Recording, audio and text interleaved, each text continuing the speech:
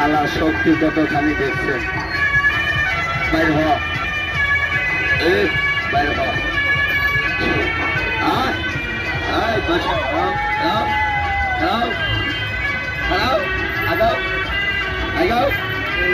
দাগের উপর একটা সাপও যাবি না।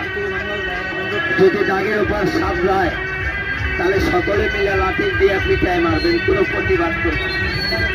সাপটাকে দেখে দেখাই। এই সাপটা বাবা কেউ নাম জানেন? দাঁড়াল সাপ, তাই না কাকা? এটা কেউ বলে দাঁড়াল সাপ, কেউ বলে দুধরাজ সাপ। এটা যখন মানুষের বাড়িতে থাকে বলে দুধরাজ সাপ, গাভী গরুর দুধ চুরি করে খায়। দুধরাজ সাপের ফোনা হয় না বাবা। এই দেখেন, এই দেখেন, এই যে কত বড়, কত বড়। রাখ, বাইরে যাস না। তাহলে দেখেন কেউ বলে আড়াইল বেকা, কেউ বলে ভীমরাজ, আবার কেউ বলে দুধরাজ। এটা বাবা মানুষের বাড়িতে থাকে, এটা গাভী গরুর দুধ চুরি করে খায়। একটা কথা বলি, বাবা অলির দরবারে মিশা কথা বলবো না, সমান।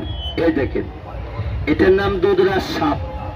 বেশি যদি তেড়ি বেড়ি করি সারামজাদা, তোর একদিন কি আমার 9, 6, 15 দিন।